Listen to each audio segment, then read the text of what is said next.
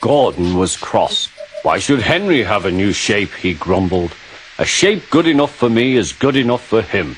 He goes gallivanting off to Crewe, leaving us to do his work, and comes back saying how happy he feels. It's disgraceful. And there's another thing. Henry whistles too much. No respectable engine ever whistles loudly at stations. It isn't wrong, but we just don't do it. Poor Henry didn't feel happy anymore. Never mind, whispered Percy. I'm glad you're home again. I like your whistling. Goodbye, Henry, called Gordon. We're glad to have you with us again, but remember what I said. Later, Henry stopped at Edward's station. Hello, Henry, said Edward. You look splendid. I was pleased to hear your happy whistle yesterday. Thank you, Edward, smiled Henry. Shh, shh. Can you hear something? It sounds like Gordon, said Edward, and it ought to be Gordon. But Gordon never whistles like that. It was Gordon. He came rushing down the hill at a tremendous rate. He didn't look at Henry, and he didn't look at Edward. He screamed straight through the station and disappeared. Well, said Edward. It isn't wrong, chuckled Henry, but we just don't do it. And he told Edward what Gordon had said.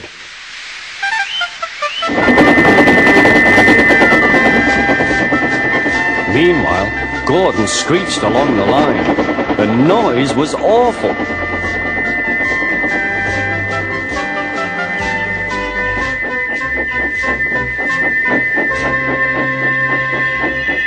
At the station, everyone held their ears. The Fat Controller held his ears too. Take him away, he bellowed, and stop that noise! Gordon puffed sadly away, but he wouldn't stop whistling until two fitters climbed up and knocked his whistle valve in place. That night, Gordon slunk into the shed.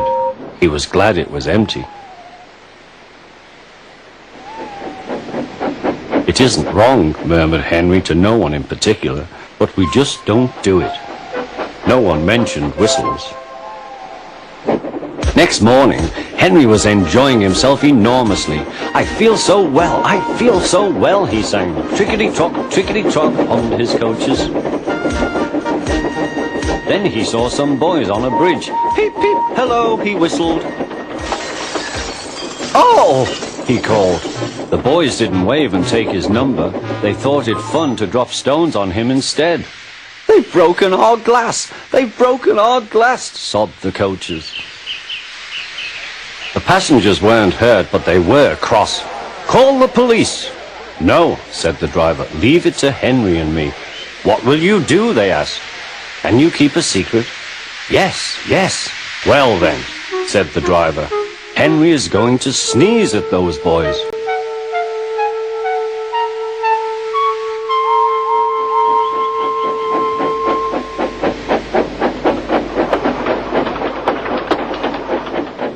Lots of people were waiting at the station just before the bridge. They wanted to see what would happen. Henry has plenty of ashes, said the driver. Please keep all windows shut till we have passed the bridge. Henry is as excited as we are, aren't you, old fellow? Henry was feeling stuffed up.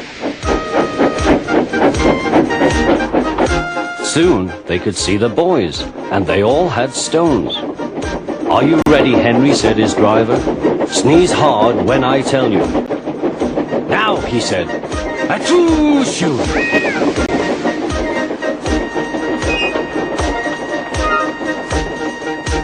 Well done, Henry, laughed his driver. Henry went home very pleased with himself. He had taught Gordon and silly boys a lesson with a whistle and a sneeze.